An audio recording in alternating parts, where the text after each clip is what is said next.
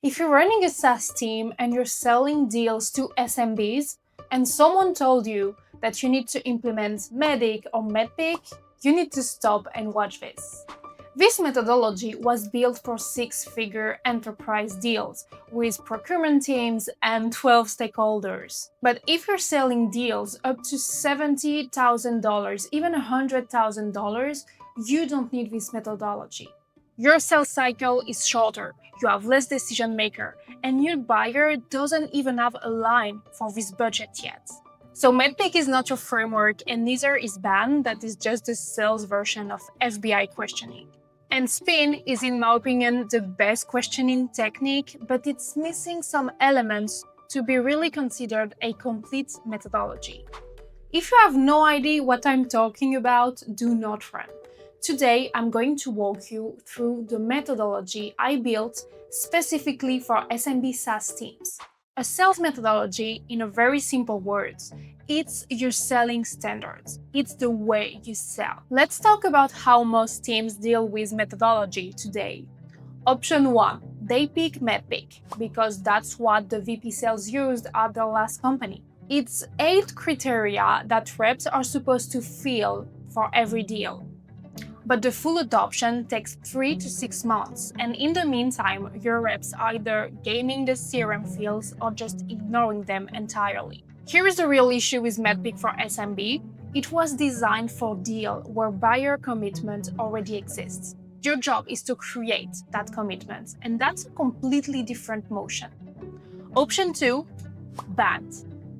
Budget, authority, need, timeline. It was created by IBM in the 50s for perpetual license deal where one person made the decision.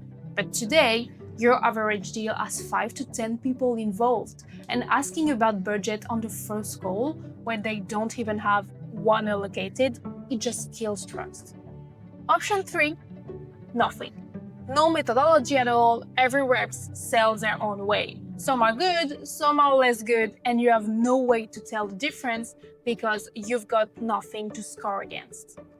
So here is the fourth option, and I'm going to explain the thinking behind every piece so you can decide if it fits your team.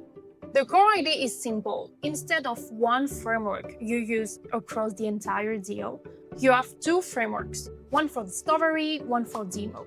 Why? Because what matters in discovery, it's not the same as what matters in demo. And when you use a single framework for both, reps either front-load everything or they skip half of it. And neither works. So now let's jump into PIMEN and discover how you can use this methodology for your sales discovery. First, the P is for pay. The prospect has to say out loud what their problem is. It should not be implied or assumed, it's explicit. But most reps, they hear a situation and they start selling. They hear, we use an outdated CRM, and they are already demoing. But that's a situation, that's not a problem. Maybe they love their outdated CRM. A problem has consequences, and you need the prospect to tell you what those consequences are. When they are saying it out loud, they are building their own case for change. If you watched my video about the 5 essentials for selling SaaS, you already know this. Situation versus problem. This is where it lives in the scorecard. Then the I is for impact. Once you have the pain, you quantify it. And this is what replaces the budget conversation. If the problem is costing them $500,000 a year, the question of whether they can afford or not a $50,000 solution answers itself. The impact turns an abstract complaint into a number, and the number becomes your business case. This is also why ICP matters. If you're selling to the right profile, the impact will always justify the price. You don't need a budget pillar, you need a pain that is expensive enough. M is for multi-thread. Now in enterprise, multi-threading means mapping a 12-person buying committee. It also means running engagement sequences across contacts.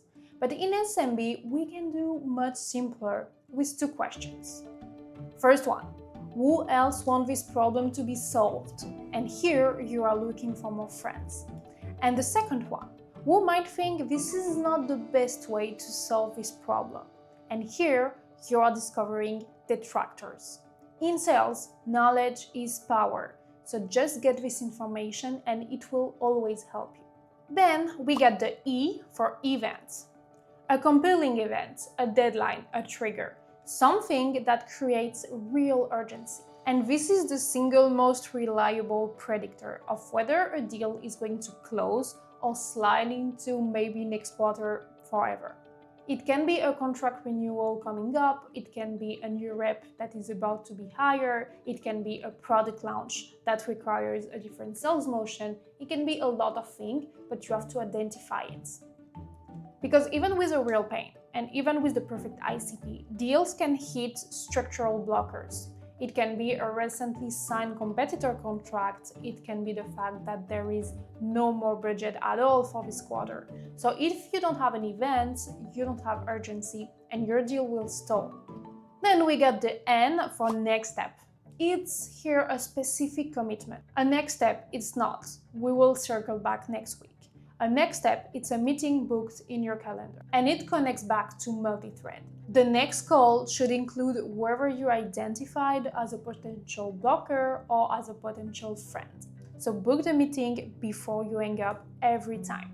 And that's PIMEN. It's just 5 pillars: pain, impact, multi-thread, event, next step. After a call, you will instantly see if you are missing a compelling event, if your deal is single-threaded, if this pain has no impact at all. Now, the demo with PAVE. It's a different call, it's a different methodology. 4 pillars this time. First, the P is for pain again, but pain restated. Before you show a single screen, please replay what you heard in discovery. Last time we talked, you told me your reps are missing follow-ups because the CRM doesn't flag them. And that's costing you roughly $40,000 a month in leaked pipeline. Is that still the main issue? It's simple, but you do not move forward until they confirm. Your demo should be aligned with the pain. Your demo should mostly cover what the prospect told you was a problem. So, you recap the first pain, you show how you solve it. You recap the second pain, you show how you solve it. And so on. It's not your favorite feature, it's not the thing your team shipped last week, it's not the full product tool. And there is a very, very simple reason for that. If you're not doing this, your prospect will be bored. Your demo is going to be boring. And if your demo is boring, your prospect will stop listening. Then V is for validation. Most reps show their solution and they move on. They assume it landed because nobody objected. You need the prospect to say it worked out loud during the demo. After each pain solution block, ask, does this solve the problem we talked about? If they say yes, move on. If they hesitate, stop. Something didn't click. And it's better to find out now than 3 weeks later when the deal goes down. And there is one more thing to check. Just because your solution solved their problem, it doesn't mean that the solution solved the problem the way they expected to. They might have imagined a completely different approach. And if yours doesn't match, they won't tell you. They will just disengage. So ask, is this how you imagine solving this, or were you thinking about it differently? It's 2 questions, but that's all the validation you need. Did this solve the problem? And is this the right way to solve it? Finally, E is for engagement. It's the same idea as next step in PIMEN, but with higher stake. At this stage, the next meeting must include the people you identified during discovery who can block the deal. It can be a starting date built around the compelling event, but log the date, name the attendees, set the agenda before you end the call.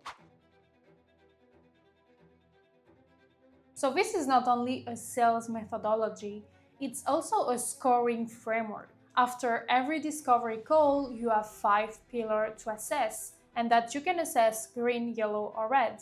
You can do the same for demo with the 4 pillars. So when you open the pipeline, you see colors instantly. If this deal is green across discovery but red on validation, it means that the demo didn't land and you have to coach on demo. If the deal is green everywhere but red on the event, it means there is a high risk it's going to stall. If the deal is red on multi-thread, it means that one person goes dark and the whole thing dies. So you don't need a long pipeline review to figure this out. The scorecard just tells you exactly where to look and what to fix. And it also tells you whether the problem is the rep or the process. If only one rep is always red on multi-thread, it means you have to coach this rep on multi-thread one-to-one. But if every rep is red on multi-thread all the time, it's a process issue, and it means your playbook isn't teaching multi-threading well enough. Let me know in the comments what methodology you are using and if this resonates. I'm curious. Thank you for watching and see you soon.